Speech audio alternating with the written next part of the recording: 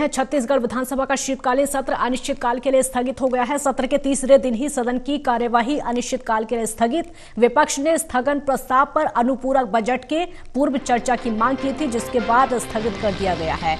अनिश्चितकाल के लिए स्थगित कर दिया गया है।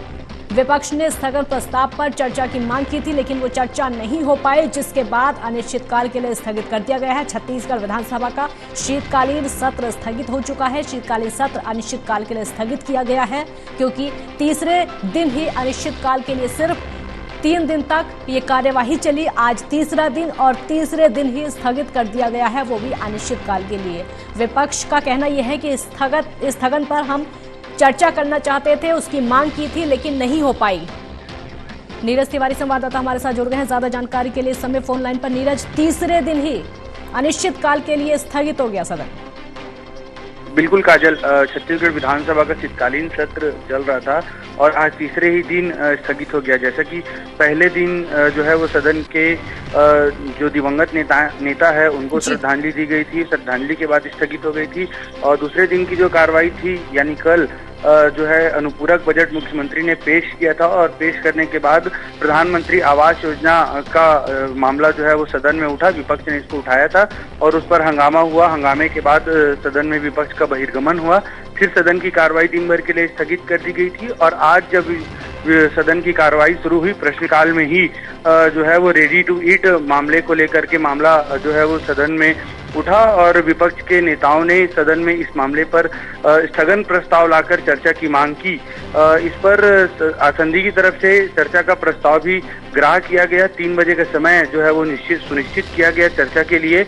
लेकिन विपक्ष का मांग था कि जैसे ही प्रश्नकाल का समाप्त 11 से 12 बजे तक का समय होता है प्रश्नकाल का, उसके तुरंत बाद इस पर चर्चा किया जाना था। इससे नाराज होकर जो विपक्ष के नेता हैं उन्होंने बहिर्गमन किया और बहिर्गमन के बाद जब वापस आए तो उनका कहना था कि यदि स्थगन प्रस्ताव ग्राह्य कर चर्चा तुरंत प्रारंभ नहीं की जाती तो वे जो है वो आज दिन भर के लिए सदन की कार्यवाही से बहिर्गमन करेंगे। जैसा कि मैंने बताया आपको कि 3 बजे का समय आसंदी की तरफ से निर्धारित कर दिया गया था, उस पर फेरबदल नहीं किया गया, जिससे विपक्ष ने आज दिन भर के लिए सदन की कार्यवाही से बहिर्गमन किया। इस कार्रवाई से बहिर्गमन के साथ ही जो अनुपूरक बजट मुख्यमंत्री ने पेश किया था, इसको जो है वो ध्वनिमत से पास किया गया और इसके साथ ही जो विभिन्न कानून राज्य सरकार को संशोधन के रूप में पेश करने थे वो उन्होंने पेश किए और पेश कर सभी कानूनों को जो है वो ध्वनिमत से पास कर दिया गया। और इसके साथ ही आज सत्रावसान की घोषणा भी आसंदी की तरफ से कर दी गई। काजल जी, एक तो स्थगन का मुद्दा आप बता रहे हैं जिसको लेकर विपक्ष चर्चा करना चाहता था, लेकिन चर्चा नहीं हो पाई। उसके अलावा कौन कौन से मुद्दे थे जिसके चलते अनिश्चितकाल के लिए कार्यवाही स्थगित हो? एक प्रमुख मुद्दा यही था काजल। दरअसल जो रेडी टू ईट का मामला विपक्ष ने उठाया था। रेडी टू ईट का जो भोजन होता है उसका निर्माण जो है वो स्वयं सहायता समूह की महिलाएं करती थी।